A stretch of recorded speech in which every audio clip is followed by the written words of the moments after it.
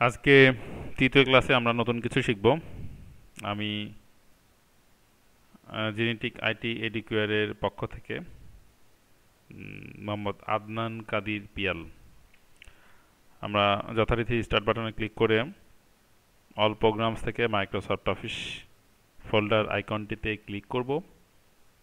এর মধ্যে হতে মাইক্রোসফট অফিস ওয়ার্ড 2007টাকে আমরা বারবার এখান থেকে আসতে অসুবিধা হচ্ছে, শর্টকাট একটা আইকন তৈরি করে ডেস্কটপে নিব। সো এখানে ডান বাটন ক্লিক করি, এরপরে সেন্ড টুতে গিয়ে এই সোজাসুজি ডান পাশে এসে আমরা ডেস্কটপ ক্রিয়েট শর্টকাট করে দিই। তাহলে আমরা এখানে একটা আইকন পেয়ে গেলাম। তাহলে আমাকে বারবার আর ভেতরে গিয়ে এখান থেকে আর মাইক্রোসফট ওয়ার্ড বের করার দরকার হবে না। যাই হোক, আমি মাইক্রোসফট ওয়ার্ড ডাবল ক্লিক করে ওপেন করি। আমরা মাইক্রোসফট ওয়ার্ডের এডিটিং স্ক্রিনটা পেলাম। আমরা এখানে কোনো কিছু লিখি, কন্ট্রোল এবং থার্ড ব্র্যাকেটের ক্লোজিংটা চেপে আমরা ফন্টের সাইজটা বড় করে নিই। 50 হয়ে গেছে, একটু কমায় নিই, 36 সাইজ করে নিই। BANGLADESH Bangladesh is a beautiful country, COUNTRY।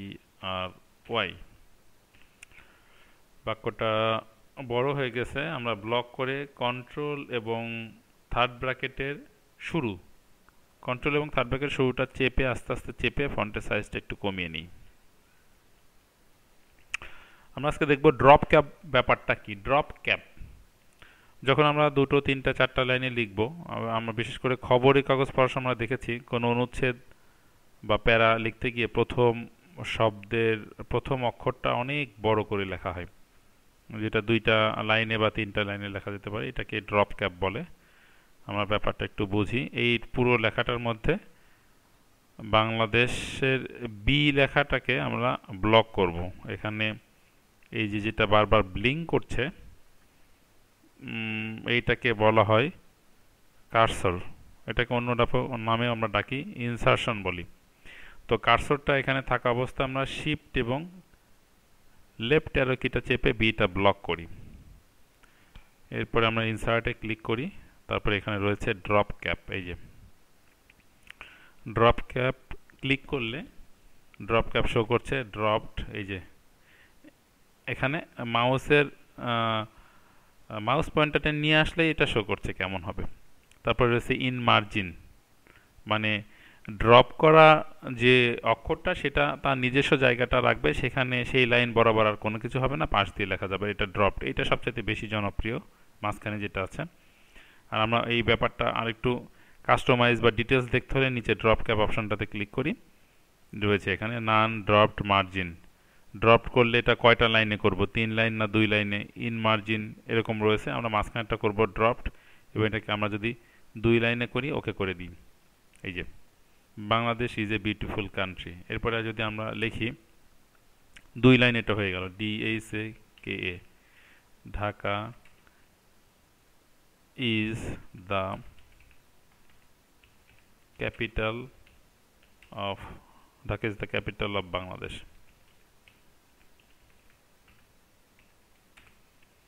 তৃতীয় লাইন গিয়ে আমরা এখানে লেফট থেকে চলে আসছে, অর্থাৎ এটা ড্রপ হলো 2 লাইনে। তৃতীয় লাইন আমরা হয়ে যে কোনো একটা কিছু লিখতে পারি। আমি এখানে লিখি I love my country very much. আশা করি ড্রপ ক্যাপ ব্যাপারটা কি আমরা সেটা বুঝতে পেরেছি। আমাদের এটা সবসময় কাজে লাগে, তাই আমি এটা দেখালাম। আমি এই ফন্টটাকে একটু ছোট করে নিই। ব্লক করার পরে কন্ট্রোল এবং থার্ড ব্র্যাকেটের শুরুটা চাপিয়ে আস্তে আস্তে এটা ছোট হয়ে যাবে।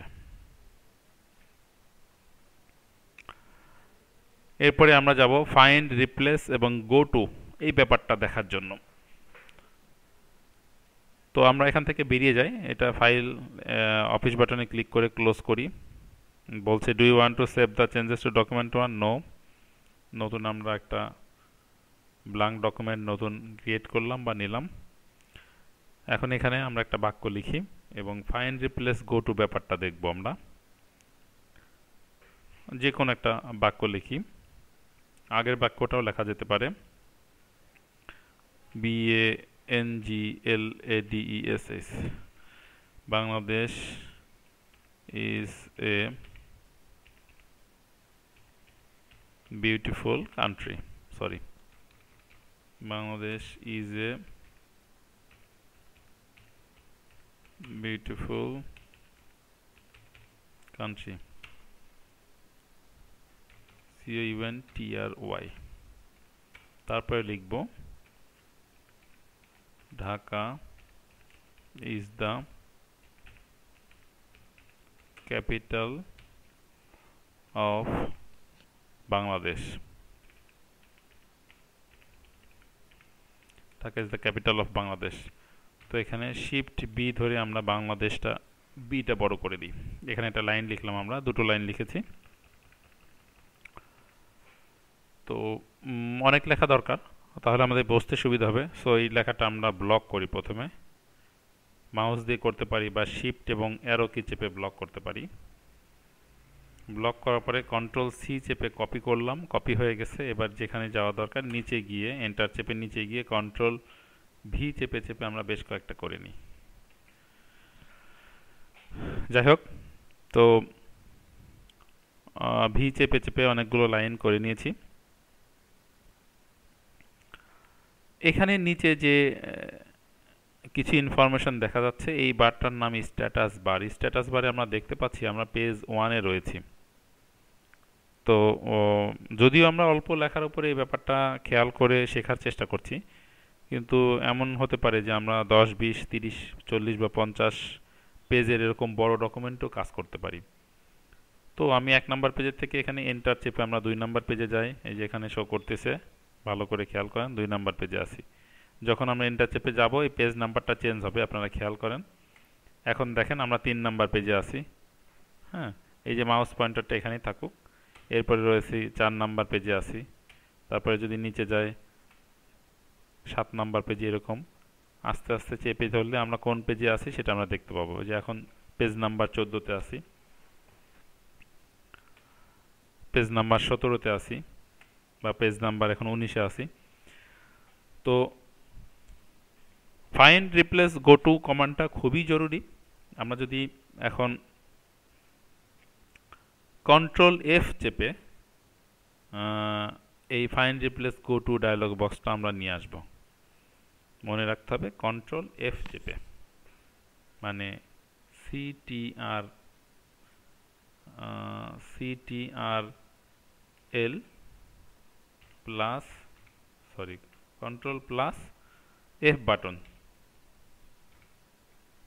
কন্ট্রোল প্লাস এফ বাটন চেপে। এটা এমনি বড় করে দেখাচ্ছি জাস্ট। কিবোর্ড থেকে আমরা কন্ট্রোল প্লাস এফ বাটন চাপ দেব, কন্ট্রোল এফ, দেখেন চলে আসছে একটা dialogue box. Find and replace, এছাড়াও একটা রয়েছে গো টু, 3টা ট্যাব রয়েছে এখানে দেখেন, ফাইন্ড, রিপ্লেস এবং গো টু ট্যাব। তো ফাইন্ড আমরা কি খুঁজতে চাচ্ছি, ফাইন্ড। তো এখানে আমাদের খেয়াল আছে আমরা প্রথমে লিখেছিলাম Dhaka is the capital of Bangladesh, Dhaka. তো ঢাকা শব্দটাকে আমরা খুঁজতে চাচ্ছি, লিখে দিলাম ঢাকা। এটা কেস সেন্সিটিভ না, ছোট বড় হাতে যে কোনো একটা হলেই হবে। আমরা ছোট হাতেরও লিখতে পারি, DHAKA, ঢাকা। এরপরে আমরা রিপ্লেস বাটনটাতে ক্লিক করব। রিপ্লেস উইথ, ঢাকাটাকে কি দিয়ে রিপ্লেস করব? আমরা ঢাকার জায়গায় আছে কথার কথা এখানে পাবনা বসাই, PABNA, পাবনা। এখন রিপ্লেস অলে ক্লিক করলে এই ডকুমেন্টটাতে, এই যে ডকুমেন্ট 2, এই ডকুমেন্টটাতে যত জায়গায় ঢাকা আছে সবগুলো মুছে গিয়ে ওখানে পাবনা দ্বারা রিপ্লেস হবে। আমরা দেখি রিপ্লেস অল বাটনটাতে ক্লিক করলে কি ইফেক্ট আসে। Word has complete its search of the document and has made 9 replacement. সে সার্চ করেছে, সার্চ করা শেষ করেছে এবং 9টা রিপ্লেসমেন্ট করেছে, মানে 9 জায়গাতেই ঢাকা ছিল সেটাকে পাবনা করেছে। ওকে, এখন এই ব্যাপারটা আমরা দেখব, কারণ এটা আমাদের প্রথম পেজে ছিল, আপনাদের মনে আছে নিশ্চয়। তো এখন আমরা পেজে আছি কত, 19 পেজে। তাহলে নির্দিষ্ট পেজ বলতে 1 নাম্বার পেজে যদি আমরা যেতে চাই খুব দ্রুত, তাহলে গো টু গিয়ে এখানে পেজ সিলেকশন করে এন্টার পেজ নাম্বার 1 দিয়ে আমরা গো টু করব। আমরা এখন দেখেন চলে এসেছি 1 নাম্বার পেজে। এই যে দেখেন এখানে সব হয়ে গেছে। Pabna is the capital of Bangladesh, সব জায়গায় হয়ে গেছে Pabna is the capital of Bangladesh. এখানে যত জায়গায় দেখেন বাংলাদেশ লেখা আছে, যত জায়গায় অনেক জায়গায় বাংলাদেশ লেখা আছে, সব লেখাগুলোকে যদি আমরা চেঞ্জ করতে চাই, আমরা যদি ম্যানুয়ালি মুছে মুছে চেঞ্জ করি প্রচুর সময় লাগবে, কিন্তু কম্পিউটারের সাহায্য নিয়ে যদি আমরা এটা চেঞ্জ করি তাহলে খুব অল্প সময় আমাদের হয়ে যাবে। যেমন আমরা একটু খেয়াল করে দেখি পুনরায়, ফাইন্ডে গিয়ে আমরা এখানে লিখব বাংলাদেশ, BANGLADES, বাংলাদেশ লিখলাম। রিপ্লেস বাটনটা চাপবো আমরা, বাংলাদেশ ফাইন্ড হোয়াট কি বাংলাদেশ খুঁজতে বললাম, আর রিপ্লেস করব কি দিয়ে, বাংলাদেশের জায়গায় এসে আমরা এখানে লিখতে পারি ওইটা যে কোনো একটা কিছু লিখি, আমরা লিখি কানাডা, লিখি CANADA, কানাডা লিখে আমরা রিপ্লেস অল দিলাম। কি আসলো, 9টা রিপ্লেসমেন্ট পেয়েছে এবং সেটা চেঞ্জ হয়ে গেছে। ওকে করি,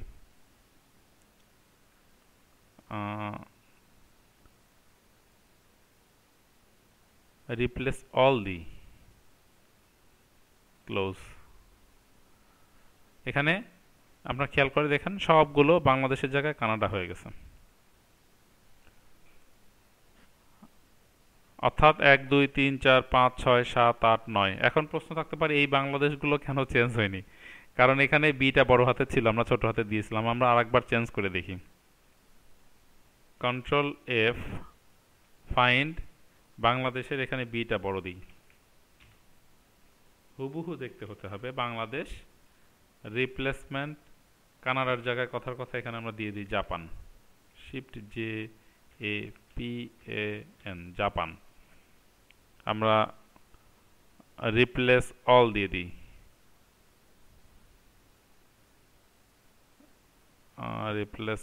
দিই, আচ্ছা বাংলাদেশ সেনসিটিভ।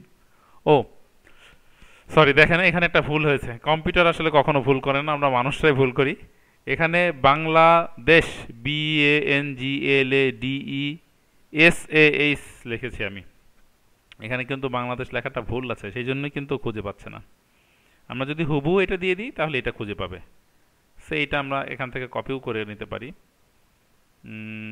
কপি করে নিই, এরপরে আমরা দেখি, দেখেন চেঞ্জ হবে। কন্ট্রোল F, ফাইন্ড, এখানে কন্ট্রোল V দিই, যেভাবে আমাদের লেখাটা ছিল ঠিক সেভাবেই। রিপ্লেসের জায়গায় আমরা এখানে লিখি জাপান, এখন দেখেন হয়ে যাবে। রিপ্লেস অল, 9টা রিপ্লেসমেন্ট পেয়েছে, ওকে করে দিয়েছি, ক্লোজ করলাম, দেখেন সব জাপান হয়ে গেছে। অর্থাৎ এইভাবে আমরা ফাইন্ড রিপ্লেস গো টু কমান্ডটার মাধ্যমে ডকুমেন্টে কাজ করতে গিয়ে আমরা হেল্প নিতে পারি, কম্পিউটারের হেল্প নিয়ে আমাদের কাজটাকে একটু সহজসাধ্য করে নিতে পারি। আমি এখান থেকে বেরিয়ে যাচ্ছি, file close, no file, exit Word. তো আজকের মতো আমি ক্লাসটা এখানে শেষ করছি, কালকে আবার দেখা হবে ইনশাল্লাহ। শ্রেণীকক্ষে বিস্তারিত জানার জন্য শিক্ষকের কাছে কোশ্চিন করলে বিস্তারিত জানা যাবে। আজকের মতো এখানে শেষ করছি, খোদা হাফেজ।